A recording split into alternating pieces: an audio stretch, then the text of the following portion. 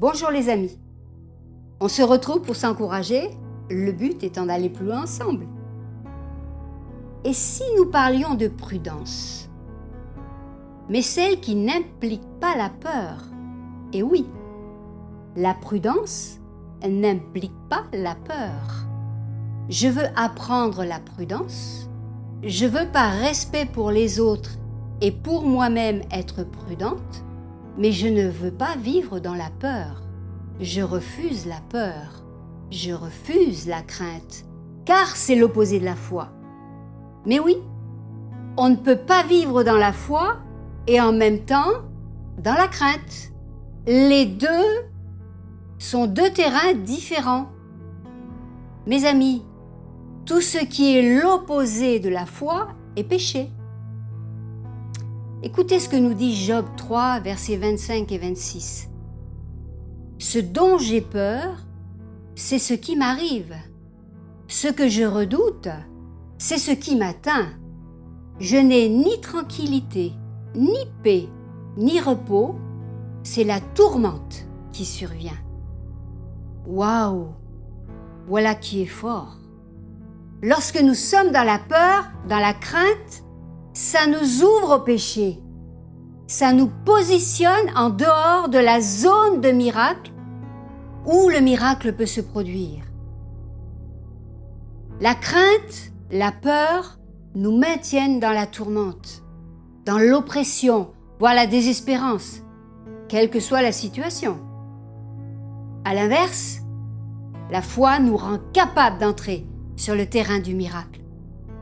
Alors, pourquoi la peur nous ouvre au péché? Pourquoi ça nous positionne en dehors de la zone où le miracle peut se produire?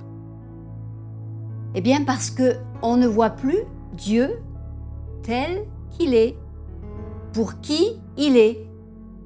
Notre Dieu est puissant, il est Dieu, il nous fortifie, il nous protège.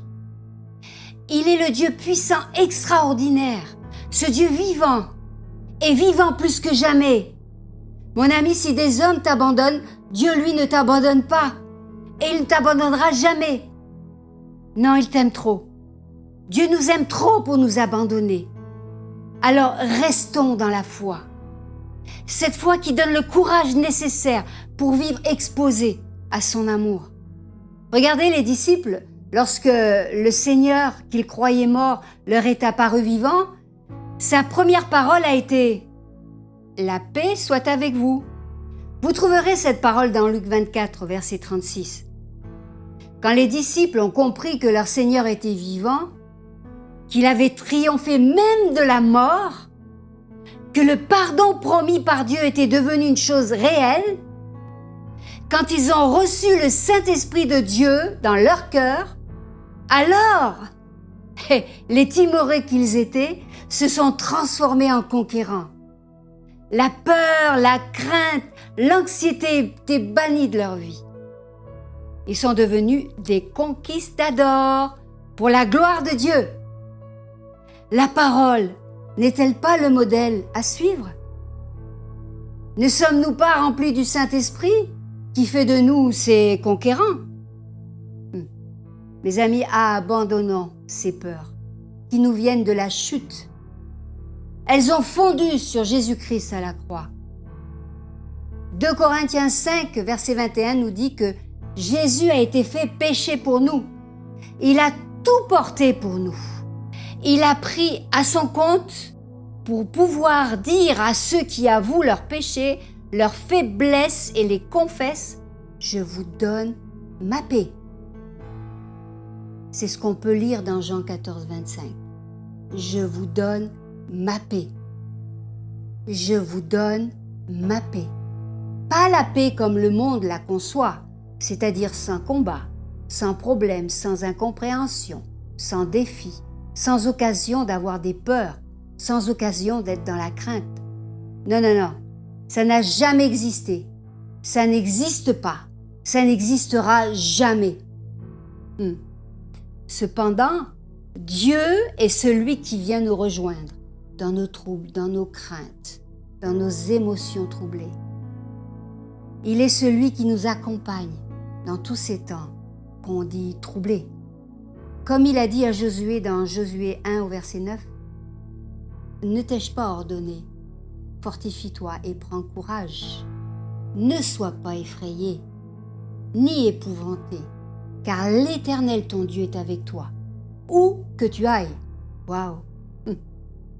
Alors, comme les disciples, lorsqu'ils ont compris la réalité de la paix que Dieu donne en tout temps et en toutes circonstances, veillons à ne pas être craintifs et de timorés que nous pouvons être, devenons résistants, des conquistadors remplis de foi face à toute situation.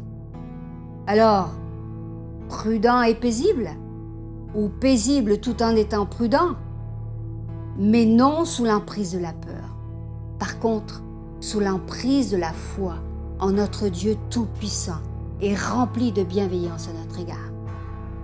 Allez, on s'attache à la parole, on chérit le Saint-Esprit par lequel nous sommes remplis de foi et on va plus loin. Si vous avez aimé cette vidéo, likez et partagez-la. Abonnez-vous à notre chaîne YouTube, Église Novation Officielle, et cliquez sur la cloche de notification pour recevoir des alertes lors des prochaines vidéos. Vous pouvez aussi nous suivre sur Facebook et Instagram.